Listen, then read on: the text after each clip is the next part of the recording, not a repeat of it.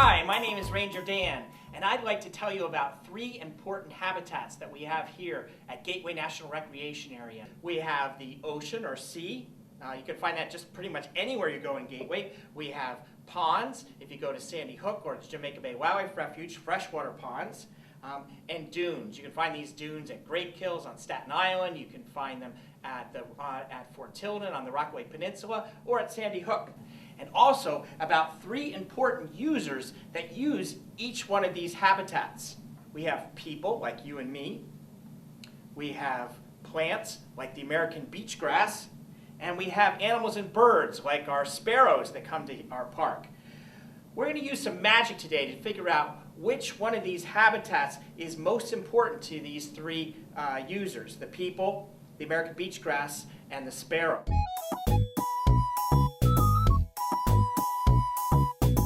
We'll start with the sparrow. Which habitat is this sparrow going to need here in Gateway National Recreation Area? Ocean, by the dunes, by the pond, by the sea. Where are we going to find our sparrow? Not by the sea, not by the dunes, but yes, by the freshwater ponds. Because the sparrow at the pond. Why? Because there's not a lot of fresh water in the New York City area. We have lots of buildings and lots of pavement, but not a lot of freshwater ponds. And that's why the sparrow is likely to come to the Jamaica Bay Wildlife Refuge or to Sandy Hook, because it's one of the few places where you can find fresh water. What about plants? American beach grass. Where are you likely to find American beach grass here at Gateway National Recreation Area? Are we going to find American beach grass by the ponds? Are we going to find it by the dunes? Are you going to find American beach grass out in the ocean? Nope, I don't think so. Are we going to find them in ponds? No, we've been there before. But yes, in the dunes, you're likely to find American beach grass. And American beach grass is really important to the dunes. In fact, they wouldn't be here unless the beach grass was growing up out of the dunes. They have long roots that sort of hold the dune together as an anchor and keep it from being blown away in strong winds. So where are we going to find our last user, people? Now, of course, you're likely to find people in any one of these habitats here at Gateway, but if it's a hot summer day, where are you most likely to find our people? Let's see if we can figure this out. Now, we're going to use some extra powerful magic this time and see if we can figure this out.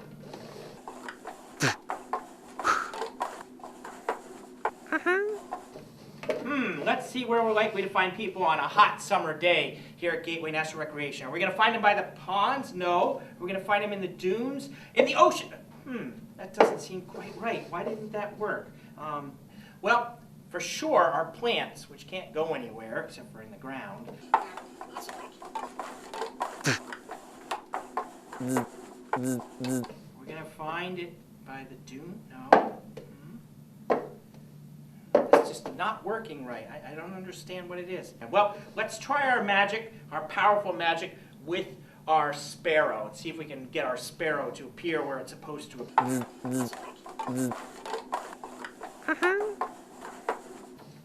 In the dunes? Nope, no sparrows in the dunes. Are we going to find them in the ocean? Nope, but we're going to find them in the ponds, right?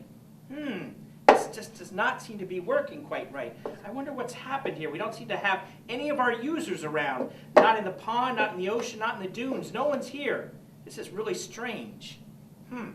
This sort of reminds me of what happens during a hurricane. Storms, mobilizing the sand, changing the location where the water level is. Basically then after a storm, you find that things are not the same because one, they've adapted to the new water level position, but they've also adapted to the redistribution of sediment.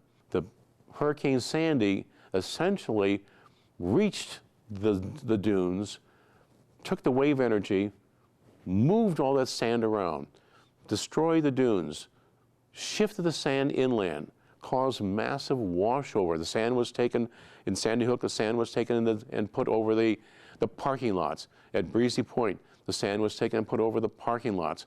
In portions of great kills. The sand was taken, moved inland, covered the roads in places. Right? The high water level just basically inundated the locations where the coastal dunes existed, destroyed them, threw all the sand inland, and then once the water receded, we are left with no dunes in places. Dunes exist at the inland margin of the beach. You know, they basically are there because that's where they're far enough inland from the salt water of the ocean that certain plants are able to survive there.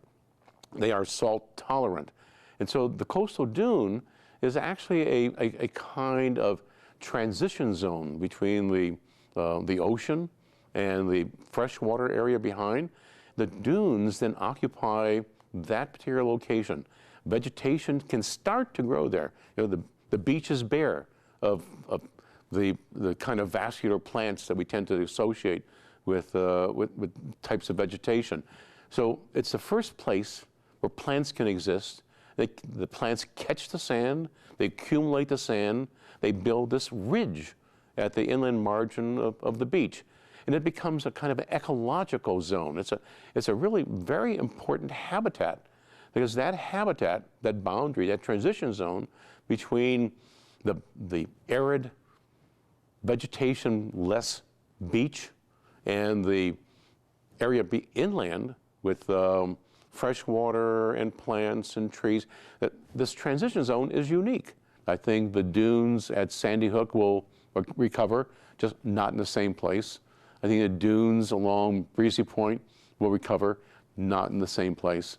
I think that for the most part, the drivers of basically sediment, wind, vegetation, colonization, catching of the sand, this will all be repeated, but just not in the exact same location. We'll get the dunes back. It'll take a few years, but the dunes will recover there. Habitat changes are good or bad depending on your perspective. If your food or your water or your place of security disappears, well then the habitat change is bad.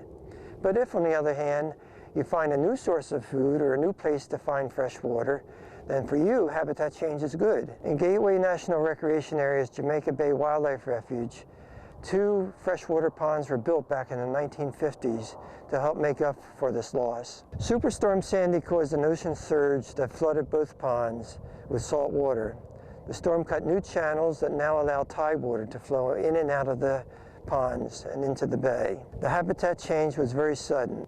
Animals can be resilient. For example, they're able to adapt to many hazards. Often they change their behavior to adapt to the changing habitats.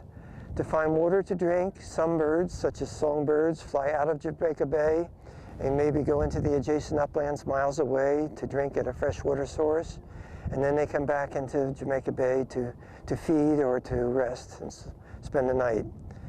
Other birds need to go elsewhere to find their food. For example, the geese and the gulls often commute many miles out of Jamaica Bay into the adjacent uplands to find abundant sources of food. And then after they've filled up on food, they come back into the safety and security of the Jamaica Bay Wildlife Refuge. So these scientists, they're telling us that these storms are going to be coming more frequently and they're going to be more powerful than ever before. I can see that because my magic is not working here at all. And my habitats are getting all messed up and my users aren't where they're supposed to be. I wonder if there's some things that we could do that would help my magic work better, that would help our park have the users where they're supposed to be and the habitat restored. I wonder what you could do. Well, you could ride your bike rather than ride in a car to get to places. You know, when we use our cars, it creates more pollution and it also warms up our planet, and our scientists are telling us that a warmer planet is making these storms bigger and more powerful. You could also turn off lights in your house or at your school that you're not using. That would also create less heat and improve our planet. There's also some things you could do to save energy. You know, you could talk to your parents, you could talk to your teachers and try to figure out things that you could do that would save energy. You could recycle, and that would help us cool our planet down. You can recycle both at home and at school, and you could help us restore our park after some of these big storms. You know, the quicker we restore our parks by planting plants that belong there, the more likely we're to have the animals and the people come back and use the park the way it's supposed to be used. So you can do a lot of things, and you can probably think of some other ways I haven't even thought of yet to make our habitat a healthier place here in the park. You know, if you change in a good way, our climate is likely to change in a good way.